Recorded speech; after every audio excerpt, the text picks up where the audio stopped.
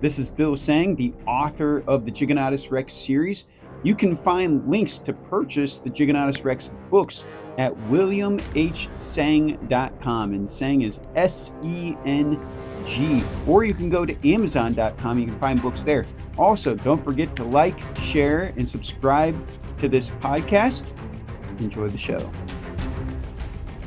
Today we are talking about a very unique monster, a very different monster in just so many respects. And by the way, I'm going to issue a correction right off the bat here, that being that I kept on saying last time when I was talking about Eden that she had snapdragons. Well, apparently snapdragons are not what I thought they were.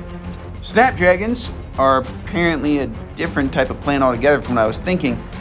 I was thinking Venus flytraps. Snapdragon sounds cool because I think of the snapping motion and all that and biting. But I was thinking the mouths of Venus flytraps actually. And our creature today actually has a Venus flytrap for a tail, but a much more ferocious Venus flytrap. But we'll get to that in our description for the monster here in a moment. But this is the Giganotus Rex Podcast. I am Bill Seng, the host of the Giganotus Rex Podcast and the author of Giganotus Rex books. I'm here with Jaden. Jaden, say hi. Hey. And then we have Carter as well. Hey. And real quick, before I forget, I have recently released, and I think I've already announced this, The Return of Giganotus Rex, a brand new book in the Giganotus Rex series. I'm very excited about it. It picks up on the story where it left off in book 4. So if you haven't read any of the books yet, please read them. If you haven't read book 4 yet, read book 4. And if you're interested in book 5, The Return of Giganotus Rex, I encourage you to do that. Also, I'd like to encourage you to check out the audio versions of the books that I'm putting out there. I just finished the second one, which is Giganotus Rex, The Battle of Midland, which is where Giganotus Rex squares off with Han, which is the giant monkey monster that we talked about in the first monster profile. And that one is exclusive on Patreon. So you got to go to Patreon to get access to that one. But then we also have a free audio book as well that's also on Patreon, but also on YouTube, and it's on Apple Podcasts. You can find it on just about any podcast platform. And that is the first book, The Wrath of Giganotus Rex. And these audiobooks are going to blow your mind. They're a lot of fun. If it's something where you're traveling or something where you have a job where you're allowed to listen to stuff, these are great stories to get you through the busy work day. So I highly encourage you to do that. And again, you can find them on most podcast platforms, and also The Battle of Midland. You can find that, Giganotus Rex, The Battle of Midland, you can find that on Patreon. So go to Patreon to find that. And yes, there is a free episode circulating out there as well, so you can get a taste of what it's like before you get into it. But today, our focus is on a very strange creature from the book Orphans, Giganotus Rex. I'm sorry, I keep on forgetting the first part of the title. Giganotus Rex, Orphans of Eden, and the name of the monster is Rex. And to start off a little bit, Jaden actually came up with the name Rex before I even designed the creature. So before I designed it, there was the name. I don't know where he came up with this name, but I started writing the Giganotus Rex books, and he mentioned that he wanted me to create a monster named Rex. And I thought, and I was trying to think of a new monster that was a kind of a conglomeration of different monsters, and I didn't have a name for it though. And then when he mentioned this, I thought, Rex. Well, that's interesting. Why do you use the word Because is kind of an Eastern concept, actually, which Jay would have had no idea about this, by the way. Yeah, I was like 3 years old. Yeah, it's like an Eastern concept of like the universal life force or something like that.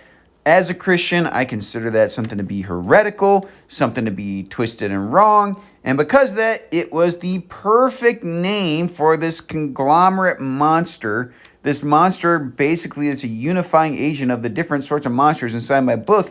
And then we ultimately named it Rex, because it's a conglomeration of all these monsters. With that, Jaden, what does Rex look like?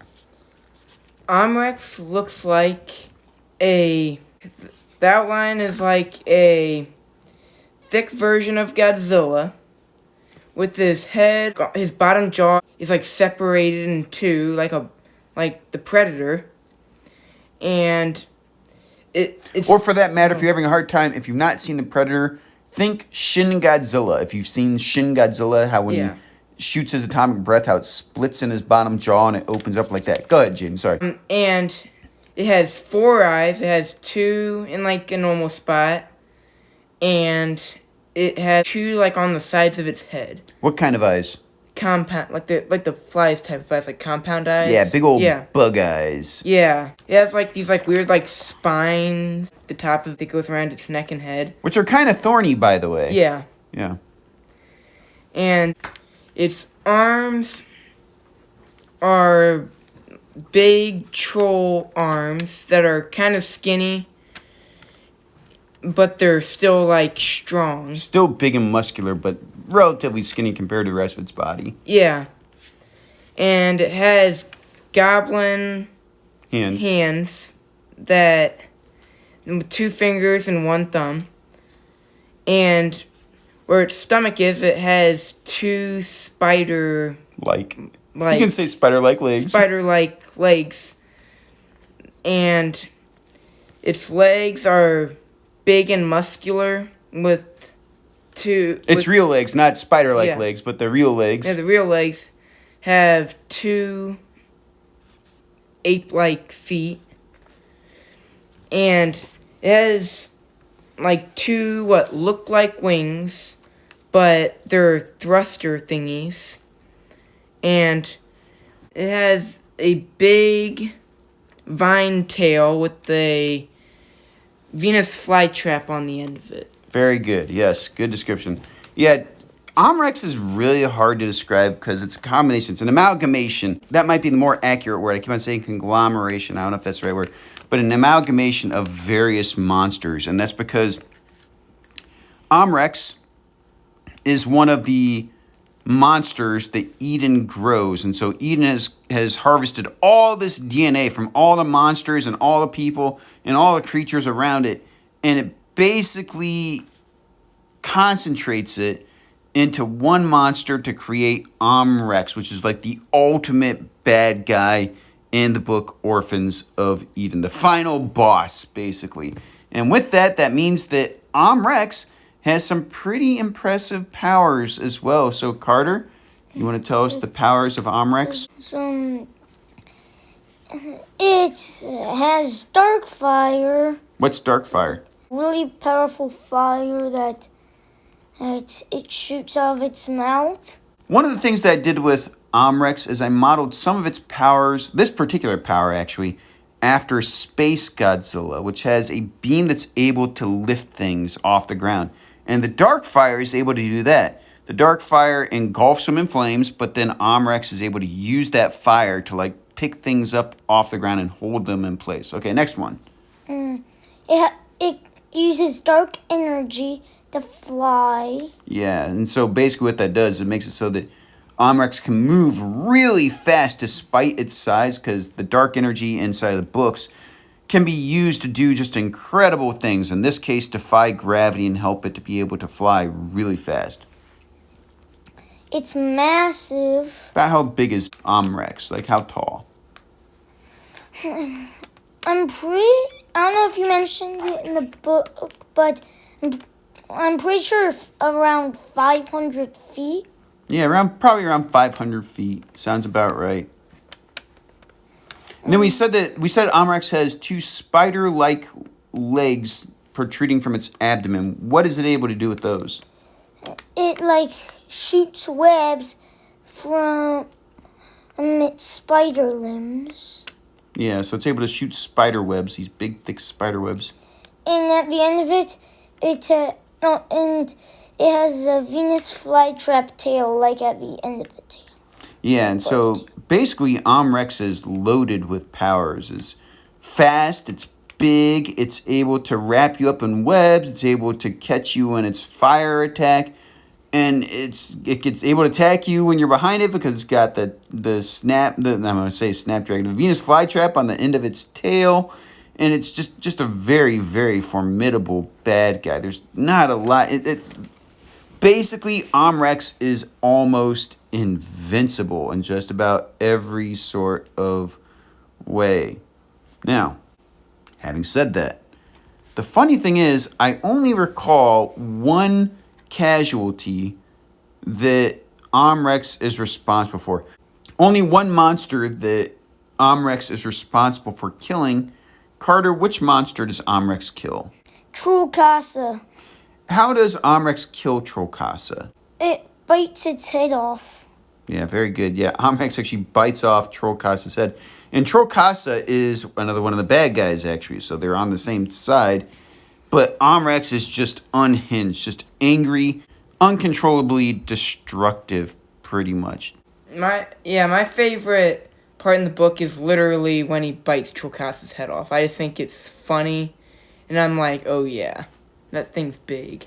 Yeah, and that's actually precisely why I put that in there, because I wanted Rex to be able to take something out. Sometimes you need monsters that are just fodder, so to speak, things that are there just to be destroyed. And Trollkassa played a pretty big role throughout the book, but then met its fate against Rex, and Rex just picks up Trollkassa off the ground and bites its head off. And that tells you some things about Rex, because Trollkassa is big, Trollkassa is strong, but compared to Rex, Trollkassa is a bug. I don't mean that literally, like in terms of size, but Rex is just so easily able to put an end to Trollkassa, thus posing an immense threat against the good guys who are fighting against Rex in the final battle. And it's funny because Rex is huge and powerful and almost indestructible, which begs the question, how on earth do the good guys overcome this enemy that just seems like it can't be killed? For the answer to that question, Jaden, would you like to fill us in on this? Mm-hmm. So basically, they're just getting whooped by Rex, and they just think all hope is lost and they can't defeat him. And they see, G-Rex start to light up like he's never had before. And then he just, shoots out this big beam of light that... they're normal... He has normal fire, and he has, this big beam of light that I call Rat Blast. By the way, this is the first time that G-Rex uses this power in the book. And we'll talk about that a little bit more when we get to G-Rex, but go ahead. Yeah, and he, hits him, right through the stomach. And he evaporates Rex. Well, it takes more than one blast of Giganotus Rex's Wrath Blast to take down Rex, but it takes Rex by total surprise, cutting right through him like nothing. And so this very powerful attack that is able to penetrate through anything, cut through anything, is ultimately what G-Rex uses to take down Rex. In other words... And the Wrath Blast, by the way, is essentially a power that is given to Giganotus Rex more or less by God himself. That it is the wrath of God being channeled through Giganotus Rex in order to defeat this foe. And so we're talking about that level of power to defeat Rex. And frankly, I would rate Rex, he's possibly the strongest opponent, at least thus far, within the series. That even though in my new book, The Return of Giganotus Rex, that there's a supernatural foe called Hades, that I would still say physically, strength-wise, and probably in terms of powers, Rex is still stronger and more powerful than Hades, even though Hades is angelic and can't be killed in that regard. That nonetheless, that Rex, that if he came head-to-head with a creature like Hades, or say Ophion from book number 4, the second form of Ophion, that against Ophion, I would say Rex very well may come out on top of that one. I don't know how Ophion ends up beating Rex. Rex is quite the monster, but Ophion, by the way, is a very formidable foe as well in his own right. But it would be interesting if we were able to program all these powers and everything into a computer, and to find out, do a Deadliest Warrior sort of episode where we find out which monster wins at the end of the day between these because there's some pretty powerful ones within this series, and it'd be kind of cool to see which one would win. But Omrex is definitely one of those. So Jaden and I, we've listened to a good number of episodes of the show called Godzilla Destroy All Podcast, and they have a tier system, and the highest tier is S tier. So you have A, B, C, D, E, F, and then you have, or A, B, C, D, F, and then you have S tier. And I would definitely say that Omrex is an S tier creature. Maybe like an S plus. I don't know. Maybe an S plus. I don't know. I would even argue that we don't really even know for sure that Omrex is gone, because Omrex evaporates. And like I said, I have in mind for Eden and Omrex sort of a model along the lines of Biollante or Space Godzilla. And when they evaporate, that basically that's not signaling that they are dead, but signaling that basically that they have left the battlefield, that they are gone and the fight's over and they need to regroup. Not necessarily that they are dead. So I'm still trying to determine, is Omrex going to rear his ugly head again? Frankly, I'm thinking so. I'm thinking that he will come back. Which is a very, very ugly head. Which is a very ugly head. So that concludes our podcast today. So you've been listening to the Giganotus Rex podcast. And Jaden, Carter, you guys want to say goodbye? Goodbye. Bye.